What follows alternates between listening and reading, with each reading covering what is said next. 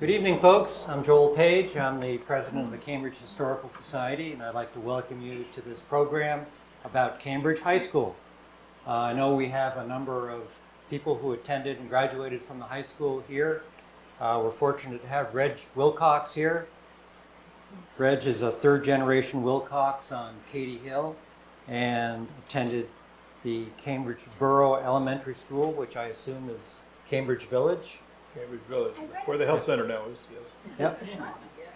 He's a 1963 graduate of Cambridge High School, went on to graduate from Norwich and Clarkson. He was in the U.S. Army from 68 to 73, and then was employed in Massachusetts for a number of years until 78, and then returned to Katy Hill in 78 and hasn't left since. He worked at IBM until 2009, and fortunately had enough time in retirement to put together this history of Cambridge Elementary School, which we greatly appreciate. So, Reg, thanks, and take it away. Thank you, Bill. Thank you. Good evening, everybody. Thanks for being here. You're going to find that I'm going to stand behind this, which I hate to do, but I got some notes and I want to be able to see the notes. It's been a long time coming just because I've been slow at it because of COVID and a lot of other things, but walking back as far as we've walked in time, it's pretty interesting to think about the people that were here and made decisions about the school that many of us attended. So having said that, let's get started. A couple of years ago, a couple of us got together, put together a two-sided colored postcard and sent it around the Alumni Association. This is the first side, and we'll look at the last side at the very end. These 2 years, 1920 through 67, represent the graduation dates. You're going to see a lot of dates as we go through here, and they all have some different meanings. But these are the graduation dates.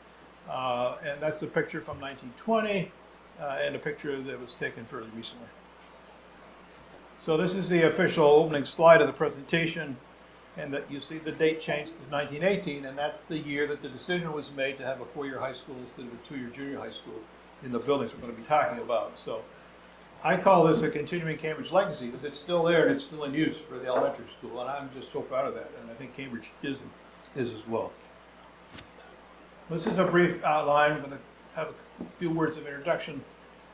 I really want to say something about the 1967 Our Echo yearbook, and we have a slide on that.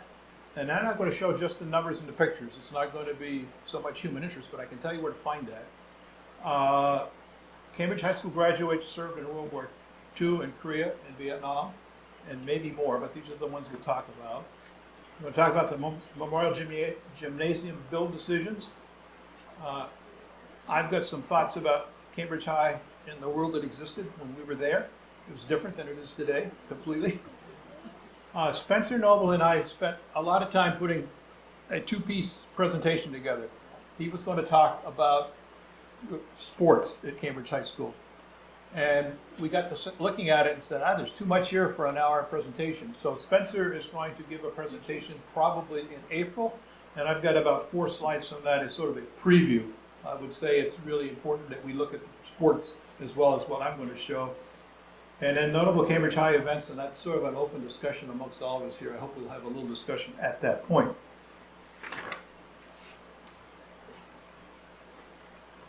So graduation stopped in 67, 56 years ago. That sounds like a long time for a guy like me.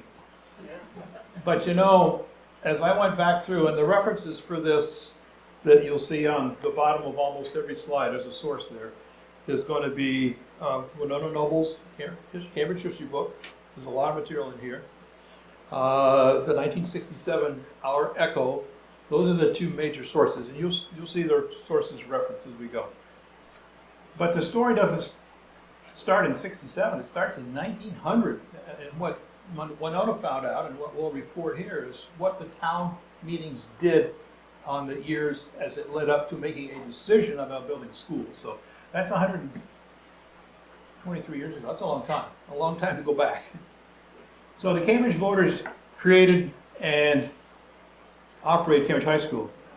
And I want to say a word about the Cambridge voters. They were moms and dads. They were farmers, and that's the word I want to talk about a little bit later. What does that word really mean? They were merchants, they were bankers, they were pastors, They were small business owners. They were some loggers. These were people that aren't like us. These are different people. Many of them had subsistence income. They said, education is important to our children. It's an important investment, and we're going to do this. So they created and they operated the high school. And I have a lot of thanksgiving for them. So I'm going to ask a question, and this is a participation for you guys. Is there anybody here that was a teacher at Cambridge High School? Please stand up and stay standing up. Thank you, Kara. Stay standing up. I want to see at the end how many are standing up. Is there anybody here whose grandparents attended Cambridge High School, either graduated or attended? Your grandparents. So stand up, Beth, please. Just, can you stand up? No, I'm sorry, he didn't know. Not your grandparents. We'll get to you in a minute. Anybody here whose parents attended or graduated from Cambridge High School? Please stand up. I just want to see. I think all of us know more than I do. That's the point of this questionnaire. Anybody who graduated from Cambridge High School? You can stand up too, and some of us did. Anybody here whose children may have graduated from Cambridge High School? All right, so a lot of us know a lot about Cambridge High School. That's the whole point of this question. Thank you. Thank you very much.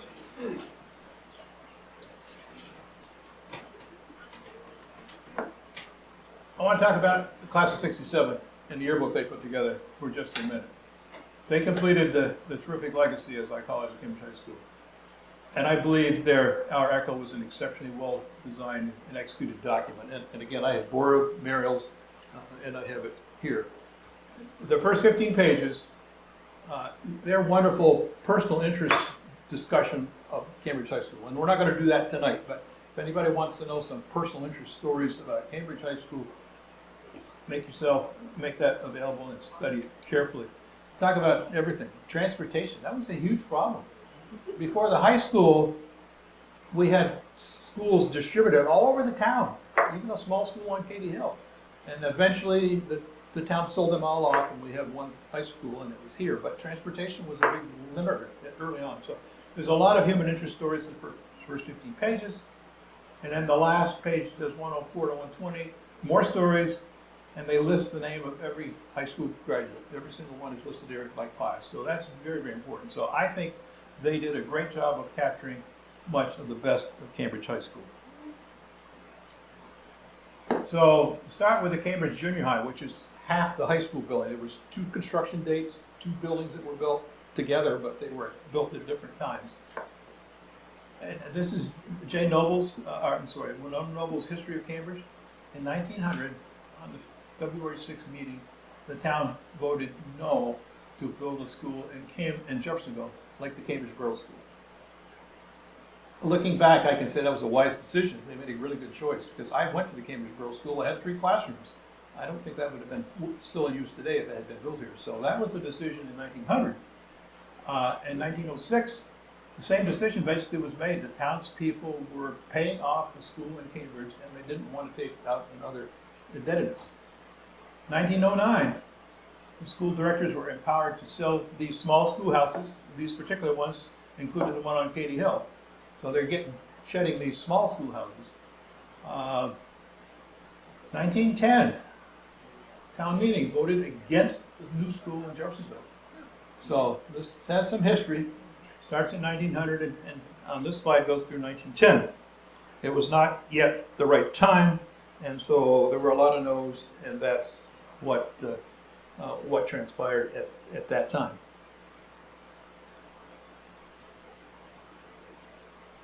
(1914). This looks like an interesting item. Again, this is from Winona Noble's thing.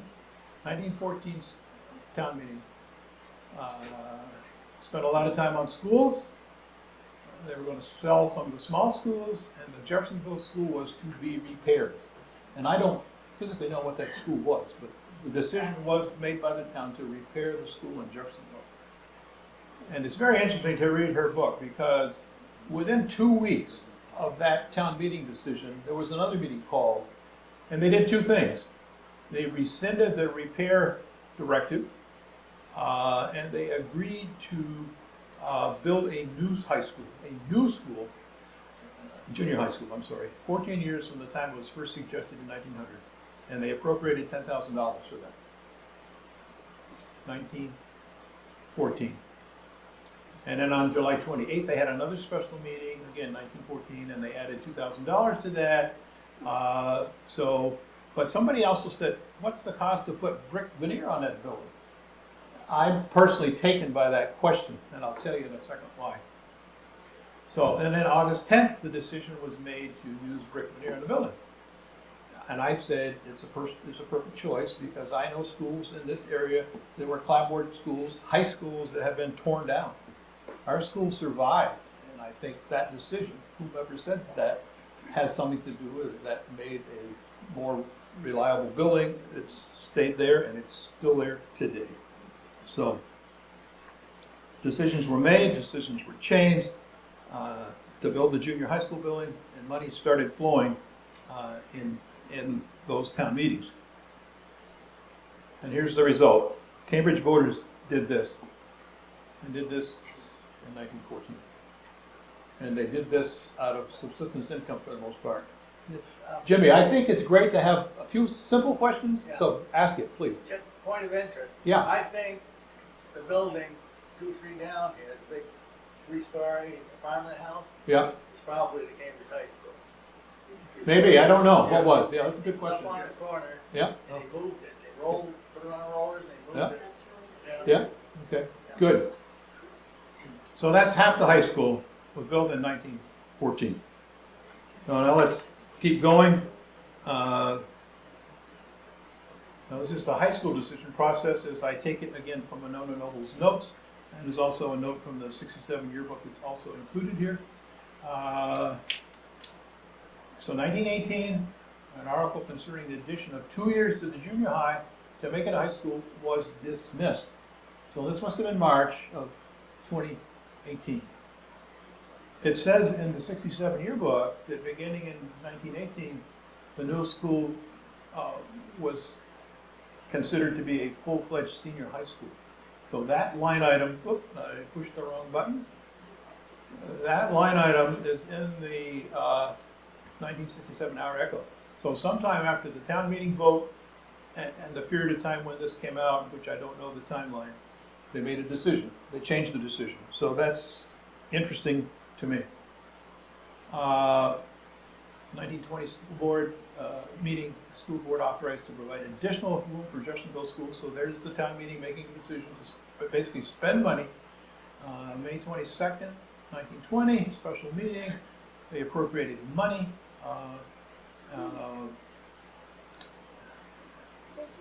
And then in December, they appropriated more money. So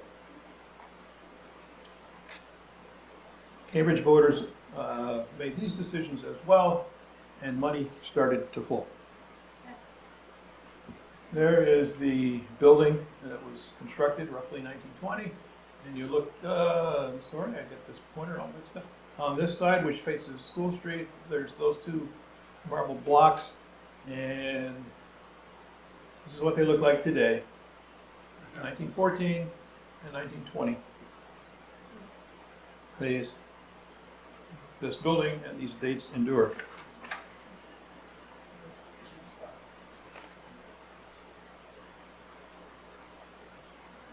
Here is a 1924, and again, I've got source material down. My finger is not working.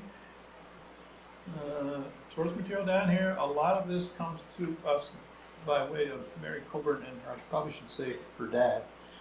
So we have a lot of interesting history that is able to be collected because of her support. So this is a very early Cambridge High School publication. There's a principal's name there. We have a list of principals later. We'll get to it. 1924. This is a pamphlet, which I don't know, it has 6 or 8 pages probably, and it lists the courses of study that were available at that time in the school. Very, very, very, very interesting. Baccalaureate. Baccalaureate, I don't know what's done today. It was very important when I was in high school, and it was a very important event. This again is an early Cambridge High School publication. There's There's names here, there's events here. The baccalaureate program was conducted in the Second Congregation's Church. Reverend French was the pastor that married my mom and dad, so there's some personal interest there. Very interesting indeed, Mary. The 11th annual commencement exercises at Cambridge High School, dated 1930. And there's the class roll, class motto. Again, very interesting information. There's the program, and speakers, and there, again, very interesting. Homer Westman was a class marshal. That must have been, he was a class marshal for the junior class, perhaps? I don't remember. But, in any event, 1930. Reg, how many were in that class? And what was typical class size? Oh, we'll see that in a minute. That's All right. good. I'm a data guy. The data is here, believe me. This class was all women. This class was all women. Okay. Mary said this class was all women.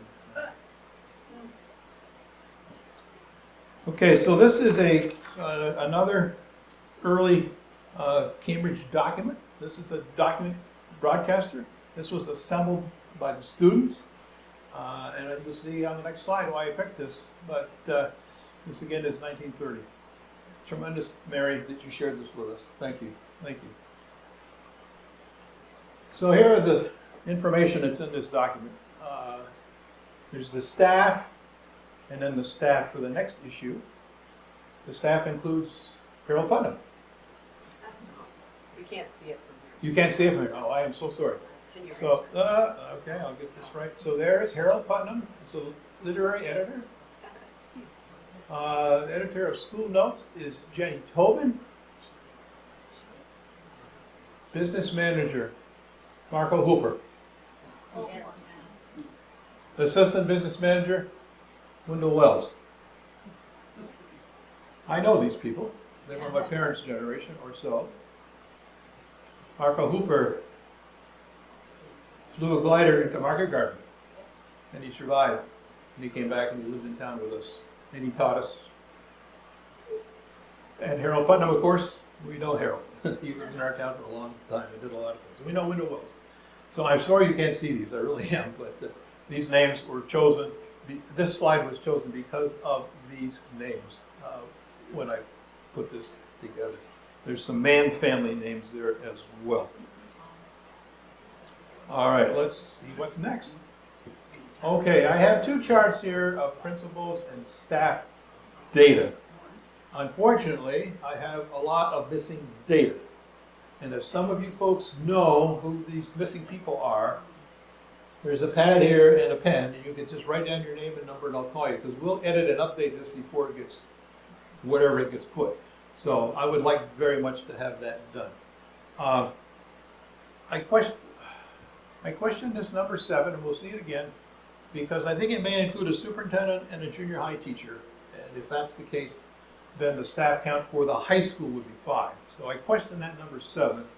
And I did something else I learned that Robert Horn was the principal for a while, and he was a dad of a classmate of mine, and I didn't know that. So this was a fun thing to do, is to go through and learn these things. These are later years, 44 to 67. This is better filled in, but you can see there's still some missing folks there that I don't yet know who they are. So if anybody knows who those people are, let me know. All right, so we have all the data of counts of graduates in every single class, thanks to the class of 67. And this is that data starting from the graduation of 1920 all the way to 1967. What I find interesting is early on, there's about 10 graduates, plus or minus. Eventually it gets up to 20, plus or minus. The last 3 classes were well over 30 graduates. So per class, going from 10 to 30, times 4 classes, the school population went from 40 to 120. So it was crowded over there. It was real crowded over there in 67. And everybody knew and felt that, I'm sure.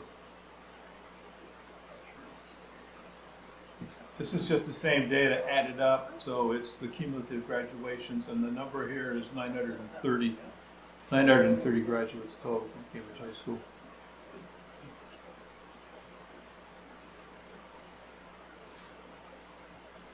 This is a piece of data that Jane Porter and the town reports provided, and it's basically cost per high school student. I found it interesting. Again, it started out less than $100, and it goes up over 5 times to $500 between 1940 and 1967. So it was definitely on the rise, and these numbers don't compare to what we're spending today on student education. But those are the numbers that are in the high school.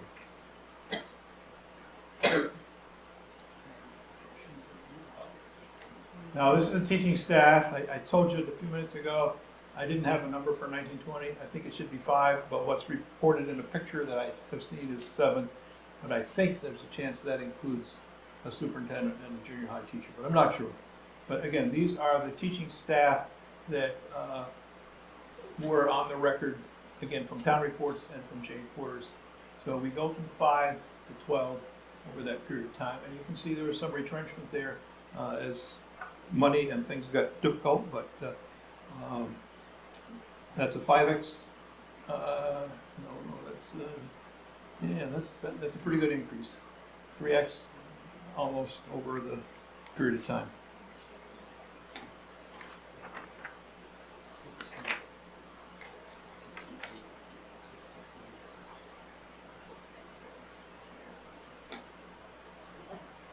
We had a rope tow at Cambridge High School for a couple of years.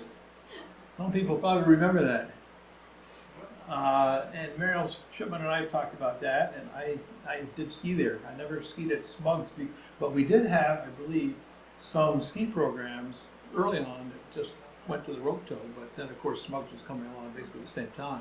But, so it was a rope tow that was built with Danny Bova and Eddie Reynolds' help, or being the spark plug, I guess. It was on the inside of the property, just across the Brewster River from the baseball field, and it was powered by an automobile engine. And we have next a picture. Again, this is a rope tow, and there is the pulley supporting the upper rope going back down the hill. And somebody here knows these people. Yeah.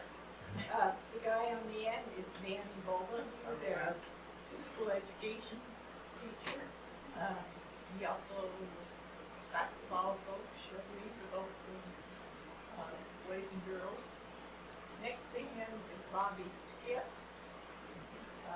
Adina Locke, I don't know what her married name is, myself, Nancy Robtoy, and Carol Skip. Those are just some of us all about the same age that would ski together or whatever. And that operated for 2 years, 3 years? Probably 3 or 4 years. Yeah. 3 or 4, yeah. Okay. Dan Bova was a football coach. Yeah. We really hated the fact we didn't have football. I can imagine. Yes, yes. I can imagine. Yes.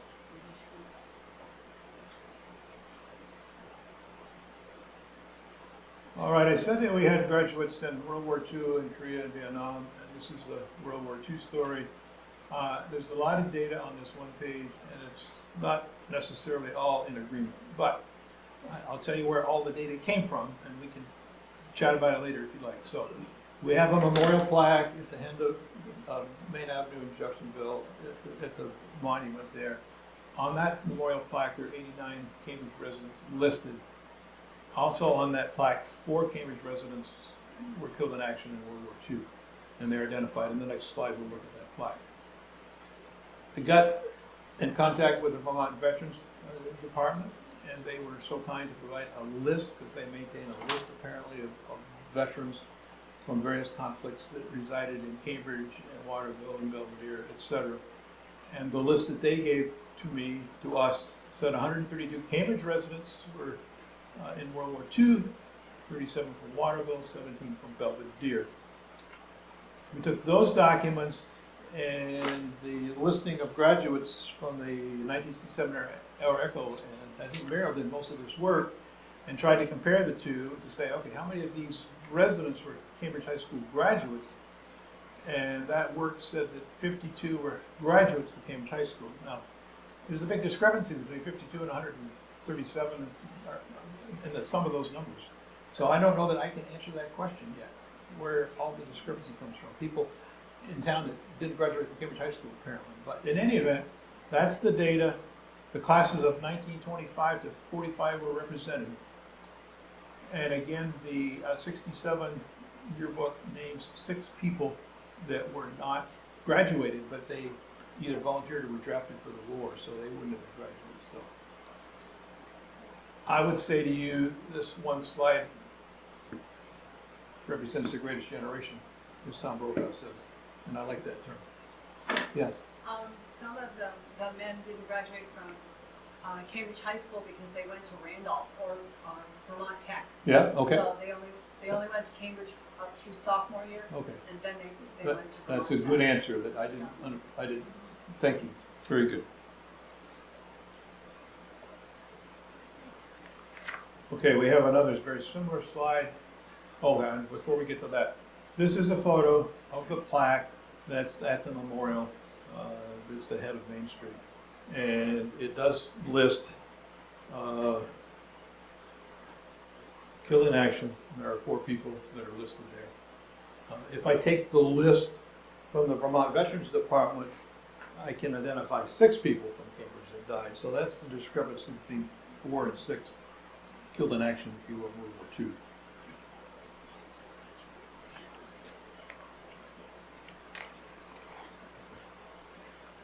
Okay. Next slide is Korea. It's basically set up exactly the same way. We do not have a memorial in town for Korean veterans. The Vermont Veterans Department says there's 73 Cambridge residents, 17 Waterville, and 5 Belvedere. And our review of a couple of documents say that there were 37 Cambridge High School graduates that were in Korea, representing classes 38 to 54. And I didn't see any indication that anybody had died in Korea in the work that we did.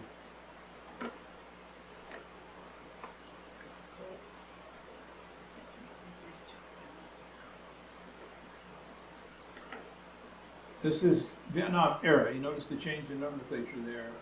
What I got from the Vermont Veterans Department listed Vietnam era people that were in the service during the period of time from Vietnam, whether they were in country or not. Again, we have no plaque in town. We have 93 Cambridge residents, 16 Waterville, and 4 Belvedere residents, according to the Vermont Veterans Department. And again, our cross-reference of the documents say that 53 Cambridge High School graduates were in the military during Vietnam era time, and they represented classes 1950 to 1967.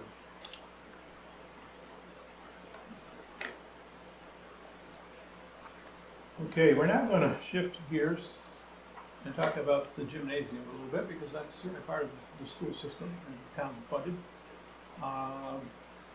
In 1944, at a town meeting, there was a fund set up to start collecting money to build a gymnasium. I understand from the history of Cambridge, Winona Noble, and also from the 67 yearbook, that some town meeting, it might have been the 44, it might have been the 45, there was quite a strong support from the student body for building that gymnasium. And I think the student body may have interrupted some of the proceedings to say, we need a gym. Because you'll see later on what we had for a gym before then. It was a little different. But the student body, several students were pretty outspoken, and they had a role in this gym decision, for sure. That was according, again, to that 67 yearbook. So at 44 and 45, they said, we're going to start putting money aside to build the gymnasium. In 48, the town meeting actually passed a resolution to take out bonds in the town and to build the building. And money, again, as I say, started to flow. This is the dedication of that Cambridge Memorial Gymnasium. I don't know, does anybody read any of this? There is all this text unreadable. I'm really sorry if you can't read it, but this was Sunday, January 23rd, 1949 at 2 p.m. in Jeffersonville, Vermont. And it was the dedication of the gym which had been constructed by that time. So here's the program. Program lists speakers, what was being said, who said it. 3 Gold Star mothers either were in attendance or were identified there. Master ceremonies. This struck me as something very important. Master ceremonies was Reverend Robert Harding, Jeffersonville, Cambridge.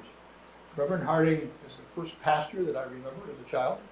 He pastored 2 churches, the church in Jeffersonville and the church in Cambridge. And he was chosen in some process that I do not know. He was chosen to be the master of ceremonies for this event. So I thought that was a noteworthy item to be mentioned. But the gymnasium was built and it was dedicated. I'm sure the Cambridge residents were extremely proud of their accomplishments. And again, Cambridge voters, people of limited means, made this happen. Reg? Yes. So Belvedere and Waterville also sent students to Cambridge High School. They did. Did they have any say in the building or additions or anything? That's a really good question concerning the gymnasium you're asking, I guess, but I do not know. Does anybody here know? I mean, it was They Approved that presumably the- paid or, paid so much per student or something. Yeah. It was approved at the Cambridge town meeting, and the money flowed from the Cambridge town meeting. Whether other towns joined, that's a good question without an answer, but we have to look that up. We have to see if there is an answer. I don't know. Fletcher probably was in there too. Possibly, Town of yeah. Fletcher. Who else funded the gymnasium? Good question. Really good question. So you've all seen this every time you've gone into the gymnasium. This is still on the wall. It's the plaque identifying it was built as a memorial gymnasium for World Wars I and II, 1948.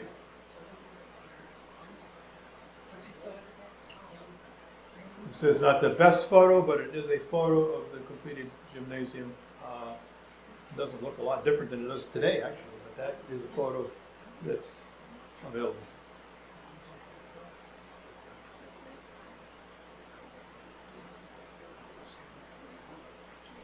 We had a bowling alley in Cambridge, Jeffersonville. I don't know, how many people here bowled in this bowling alley? Yeah, good, good, good. We've got some bowlers here. 1960 was when this was approved, if you will. Some Cambridge residents got together and funded it, I guess themselves, if I understood the documents correctly. They leased half of the basement to the gymnasium and installed 4 lanes with automatic pin setters. And Originally pin boys. I'm sorry? Originally they used pin boys. Yeah, okay. Well, there were pin setters at one point, but Yeah, Yeah. My husband set pins all during his high school year, He did. and he would come home all black and blue Oh, yeah. because the pins would fly and hit Yeah, him yeah. to get out of the way. I was there a few times, but I don't remember that particular event, that they were manually set for a while. Right. So, and it was agreed that after everything was paid for, the alleys would be turned over to the town.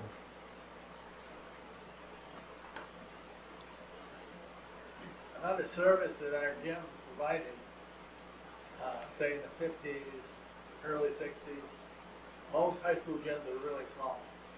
So when it came to playoff time, we hosted, in basketball, we hosted a lot of talents for playoff games. I heard that from Spencer Noble when he and I were talking, and when we come back for the April presentation of the sports programs, he may repeat that. But yes, I have heard that it was One of the more. best gyms around. Yeah, it was. Yeah, that's what I heard from Spencer. So I believe that.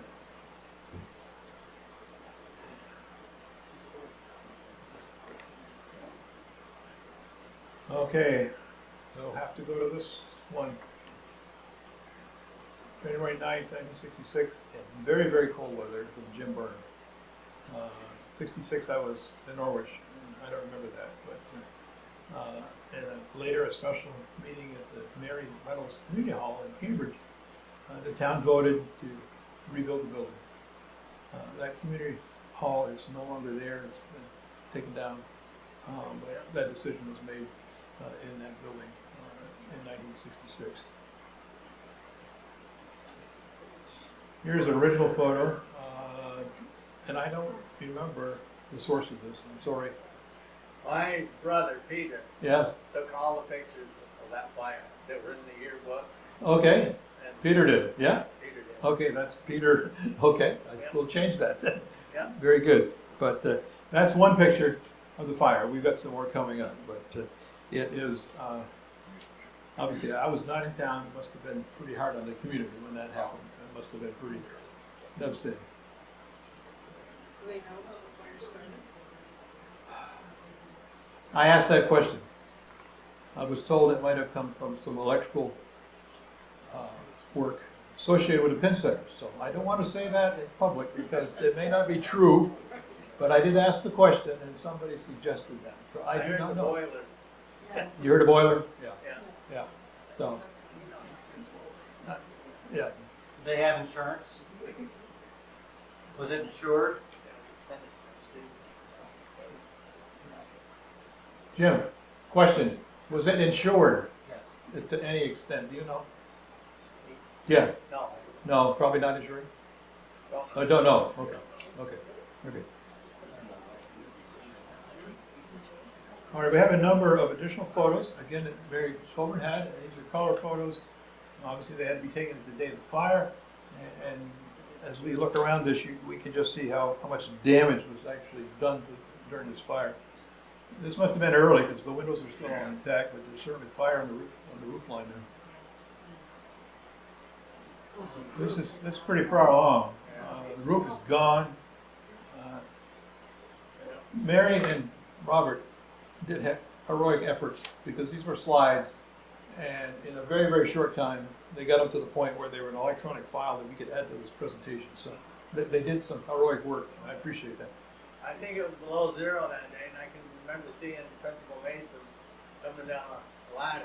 Yeah. Because it was Sunday morning, so a lot of people came from church, Yeah. fight the fire, and his tie, I mean, his whole front of it was covered with ice, but I remember Yeah. his tie was sticking right out, covered with ice.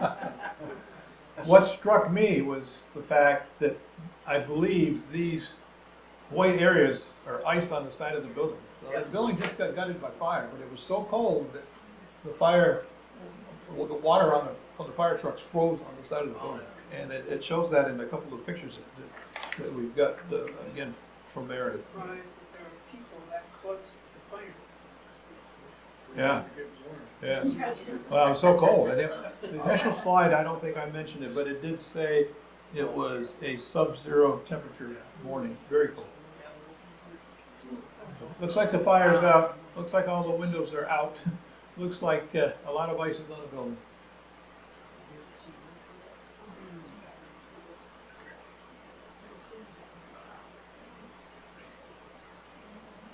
So this is a more modern picture, but this is the restored building. Did they have to demolish all of the original structure and start anew, or? I don't think so. I think that wall was survived because of the work they did, and they built the new. But I wasn't here, like I said, I was away. So who was here? Mary said something. Jim said something. Yeah, I was here, and I don't believe they tore all the bricks out. Yeah.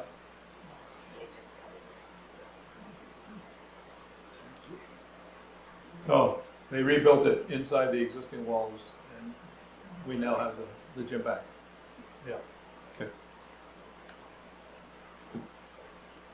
These are my editor's comments, and I just want to talk to these just a minute. So Cambridge High School existed in a world that's different than we live in today, really different. And I said to myself, what were the key points in that difference? And so this is my thought only, you may have things to add or not. We certainly had a faculty that had very strong local connections, and they all pretty much, I think, came locally.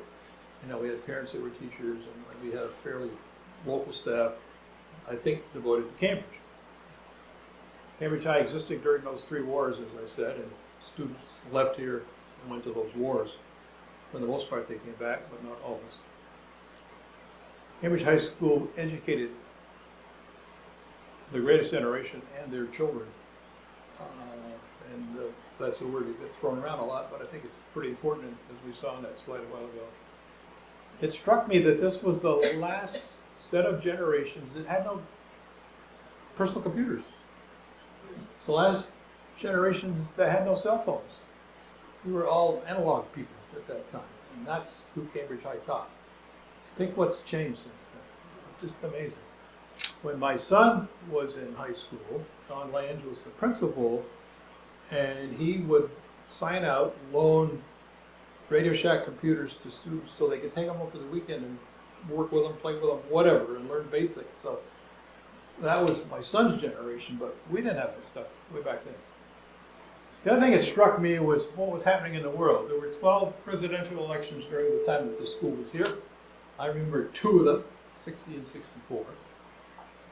The Cold War was always in the news, and it was always on our minds, if you will. Every student knew something about the Cold War, and it wasn't always pleasant. The space race was always in the news, and for me, that was more pleasant. I know some of you may look at it differently, but the space race was also always in the news during the time that CHS existed. Can I give you one example of the dedication of the staff? Yeah. When I was in the 6th grade, I passed on condition. Yeah. And Lona Noble would tutor me every Friday afternoon so that I can go to the 7th grade. Wow. Yeah. And I'm sure we didn't. Yeah. So that's just That our was dedication. a staff with a local connection dedicated to their profession. Yeah. All right, we're going to switch gears yet again. I have 4 slides here that came from Spencer Noble, and he's going to put together the rest of this for a presentation in April. These are his bullets, if you will. He said he always felt that the Cambridge townspeople supported the teams, whether they won, whether they lost. It was a great, and Jimmy, you were a player, so you can probably confirm that. Spencer always felt strongly that the town supported him. When he put this together, he said, I could put the superstars down and give you a list, but that's not what I want to do. What I want to do is to give you a broad spectrum of all the sports, when they were played, how they were played, and what they accomplished. So he's going to focus on just the facts and the records and let them speak for themselves. And those are Spencer's words. I'm just reading them to you. We're going to talk about one facility here. Again, this is from Spencer's presentation. It's the basketball facility. From 1920 till 49, the basketball games were played in the study hall on game days or for practice. And you'll see a picture in a moment. The study hall was completely changed over. Chairs were taken out to become a basketball court. There was chicken wire on the windows. The basketball court was pretty small, had a very low ceiling. And since the bucket had to be 10 feet from the floor, there wasn't much room for an arc. So there was a significant home team advantage, is what Spencer says. And a lot of games were played in that room. If you go in that building now and look at the sides of the rooms, you can see where the floor is separated from the walls from all the bouncing. Yeah. It's still there like that. Yeah. So this is the basketball court, but it really looks like a study hall with the whole population in there. But that is a picture. It's been around a long time. I wish I knew somebody that was with us today that knew that picture. I believe that person is my father, but I don't know for sure. But I think that person is my father. So was that the whole upstairs, all three classrooms? Yes, now? when I was there, Yes. it was 3 classrooms with petitions back, but it Yes. was not petitioned when his pictures were taken. Yeah, no. And so, the previous slide, so we had to move everything out of the room before a basketball game or before practice, and then put it all back. So, and that was from 20 to 49. So, Jimmy, you said that when the new gym came, it was it was very significantly better than everybody around. It was certainly a step up from the. Yeah, definitely was. Yeah, yeah.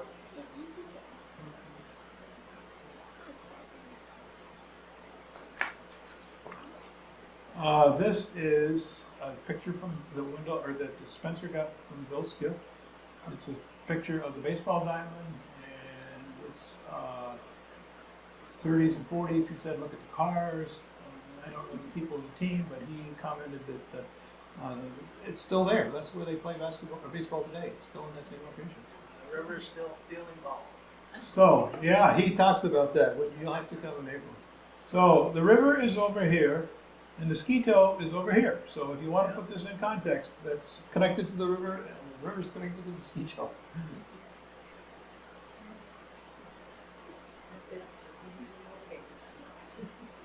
Here's a really interesting picture, which again, it didn't reproduce that well, but this is a picture of Mary Colburn.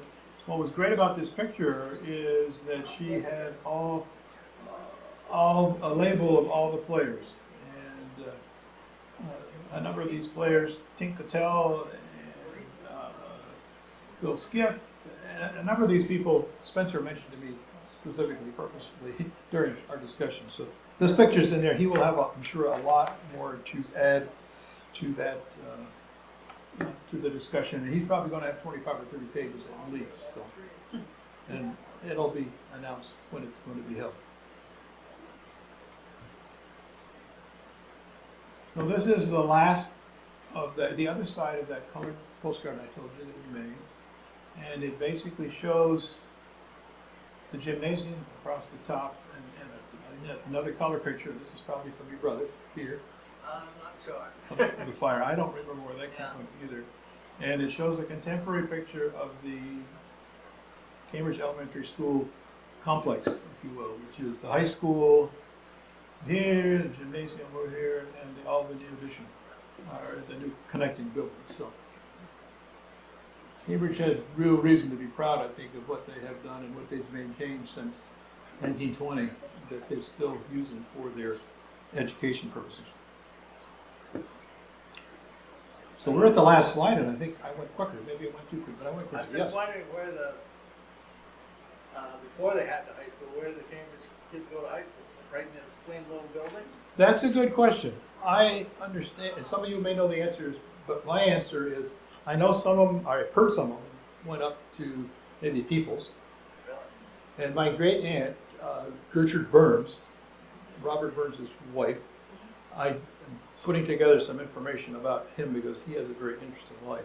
She graduated from Burlington High School.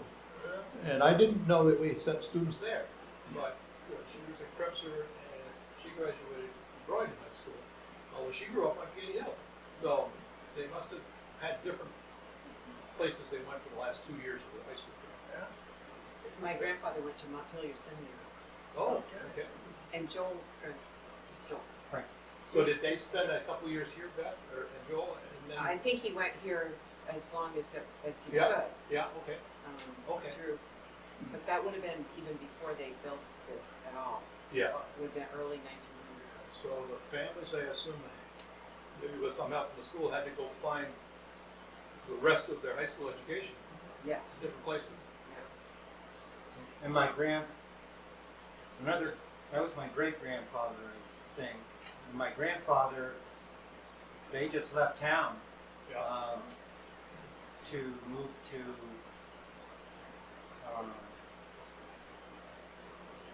down towards Middlebury. I'm forgetting now which town, but the reason that I heard was that they had a really good academy there. It was free. Most of these academies, if you're from out of town, you had to pay, and you had to pay for room and board.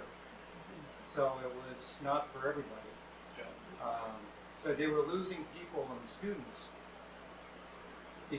by not having a high school, you know, by the turn of the century when they were starting this discussion, it was getting to be a drain, I think.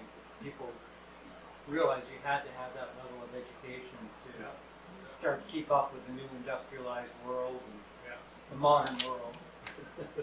Yeah, that makes perfect sense. It was driven by the needs, the economic needs.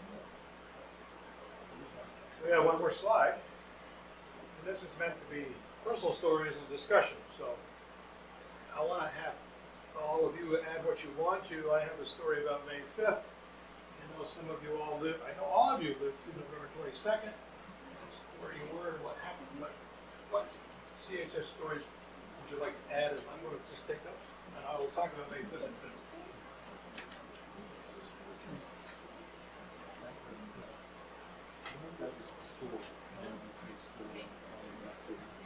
So, My mother and my father and my uncle Julius were in the first graduating class of Cambridge High School. I know that. We're in the picture in this yearbook. Yes, And your mother taught me civics in high school. yes, she did. So, And yes, she I was a know. home ec teacher. She didn't teach me home ec. She I know did that. a lot of different things as a home ec teacher. Yeah. She's taught U.S. history for 2 years. Other comments?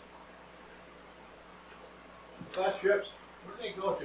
1966, we went to New York City for maybe 2 days, and then we went to Washington D.C. Wow.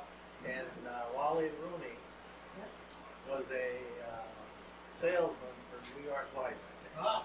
and he arranged a tour of the New York Life building, and I don't know if any other points in New York, but we definitely stopped there. We raised all that money ourselves. Yeah. And I think that. the biggest fundraiser that we had, and I think the school in general for years, was selling cider. Yeah. Mont Electric used to have their annual meeting in our gym, Yeah. and that was mega people there, and we sold a lot of cider there.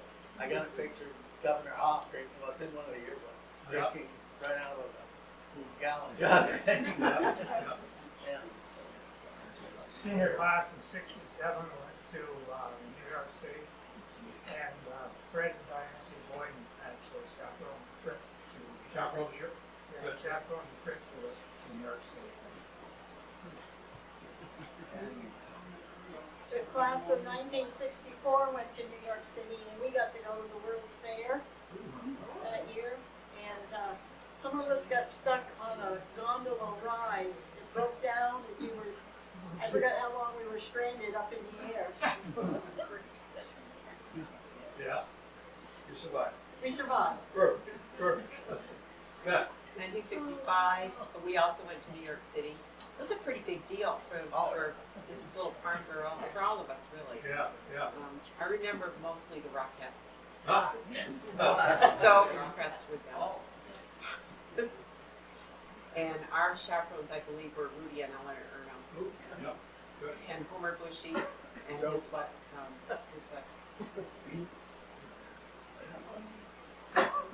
Oh, Homer Bushy drove the bus. That was it. Okay. Yeah. Well, I graduated in '63, and I don't know what happened. Can't remember. Well, I don't It's know. been a Let's hell see. of a party for you.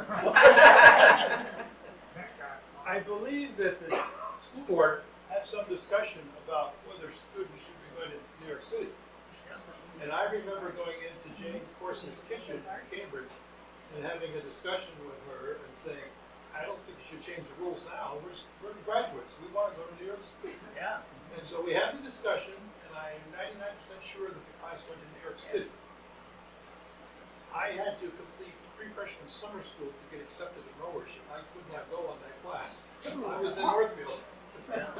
So anyway, so that's an interesting commentary from me, 63, but I believe they did go and had a successful time. We raised our own money for this. I think And most so the of us did. people Yeah. that did not want to go on the class trip, Yep. they gave them their portion of the money. Wow. Yeah. My sister was going to work at GE, and she stayed home, paid for her clothes. Yeah? Any other comments on class trips? Any other topic you want to add? So I have a question. Did this high school have any tradition around the arts, like an annual play at the high school or anything along that? those Yes, lines? you'll hear about that on November 22nd. Okay.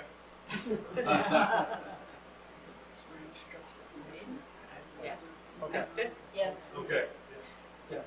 I think they did, it's a very long one, because my mom and dad, since they graduated, I have been told that on the back of the curtain, which is the gymnasium, every group of players signed it and wrote something about the performance they did. I have not personally seen it, I've got to go see it.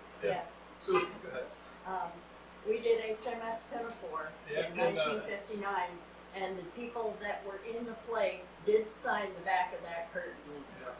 And In my the name- gym. My name's on there, In the gym, right? in the gym, Because yes. before that, they did the plays in the Down hall. hall. Yeah. Yes. I think I saw it. Did you do Pinafore in the gym or in the town hall? Yes, Oklahoma was in the town hall. Oklahoma. yeah.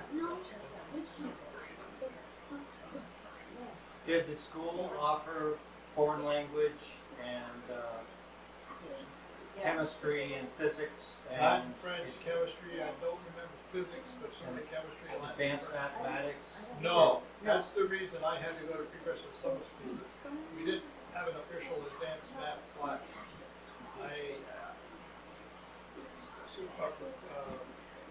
Principal Mason had set out some correspondence courses or other studies that a few of us could have done for advanced math, but they weren't studious enough to get it completed to the point where it was acceptable in Norwich. So I had to go to Norwich for advanced math. And I was also there for English. And Thelma Johnson, bless her soul, had done such a good job with this farm boy that I did very well in that English class in Norwich as a pre-freshman. And I got through the math too. But anyway, Thelma Johnson was another local girl, wife, teacher. She just was fabulous. Mrs. Westman taught Latin. Mrs. Weston taught the language. Yes. And French. And French. Yeah. 67 and 66, 67 and 66, I taught chemistry over here, and in 67 I taught physics as well, and the advanced math was taught by Miss Snell. Yes. I can't remember her first name, I'm sorry. Sarah. Elizabeth. Sarah, Sarah. of course. That last name, I didn't, she did, whispered in my ear, it was Sarah Snell. She taught the advanced math, and, which did not include calc. It was up to, solid geometry and analytical. But that was taught at least in the last 2 years. Yeah, okay. 63, which was a ways back. I don't remember physics. I do remember chemistry in the basement, if you will. Right. It Down in the basement, it was there. Yeah. I have a question for Carol. Did you teach with Wes Warren, or I did. you taught with him? Actually, I didn't know you I was telling Jimmy before we came in tonight that Wes and I both went to Johnson State, and he was a rush driver in soccer, and we lost some guys in a game, and he ended up later ended up having to dress him. Yeah, he was a character. Because I took physics from him, I believe. Maybe chemistry too. Wes taught me for a couple of years, then he got his master's degree in chemistry. And he left my first year, and then he came back the last year's. He started girls soccer, which is wonderful. Because we didn't have much for girls sports. Oh, yeah. The way you played. I want to talk about this day for a minute. This is a very complicated day for me. My father was born on May 5th, 1921. His dad, my grandfather, passed away on the morning of this day, May 5th, 1961. And we decided that my sister and I would come to high school, but we could do. So we came to high school, and I don't know there's a significance behind this day that you all remember, but this is the day that Alan Shepard took the first rocket ride on the United States side into space. We had black and white television that Pat Smith had brought into the study hall, and we watched Alan Shepard's rocket ride on a Redstone rocket that day. So that a difficult day for me. In 1920, 1921, 2 years ago, my wife's aunt, very beloved aunt, passed away. That day just keeps cycling back around. But in any event, that's a day I won't forget. I was in Norwich this day, and I know what I did in Norwich, but some of you guys probably were at Cambridge this day, and what happened? Very somber. I was a junior, and we had the junior play. It was called Here Comes Charlie, and we were going to put it on that night, and we had just done a dress rehearsal for the school kids. Yeah, And when we came out of the gym to walk across the park, the ground, because we were outside, or back to the school, somebody came running over and told us that we didn't finish on. Cancel a play, or did you cancel the event? No, we didn't know what to do. Yeah. We're 16 years old, Yeah, and we yeah. were sad, but it didn't affect us directly. So, so we went back to the Putnam Farm and had a hayride. I'm sorry, say that again? We went back to the Putnam Farm and had a hayride. Oh, so you didn't cancel the play? We did it the next week, I think. Yeah, okay, okay. I was in earth science. I was in 8th grade, and I was in earth science. And Wes Warren was my teacher, and Mr. Mason came down and asked Wes to come out, and so he went outside. And then they both came in, and I had never seen men cry. It was the first time I'd ever seen adult men and teachers sobbing. And they couldn't even tell us what had happened for a few moments. They just asked us to please sit at our desk and please be quiet, and they would get themselves controlled, and then they would explain what had happened. But it was a tragedy that we all needed to take very seriously at that moment. And then they finally were able to tell us, but it was just overwhelming to me to see grown men sobbing. That's a marvelous story. I'm glad you shared that with us. That's marvelous. Wow. We probably all can remember when we saw a person like the principal or a parent cry for the first time, an adult. And I remember that distinctly in my family. Anybody else have things to add? This is enjoyable. This is Walter Cronkite cried that day. yeah, good point. Yep.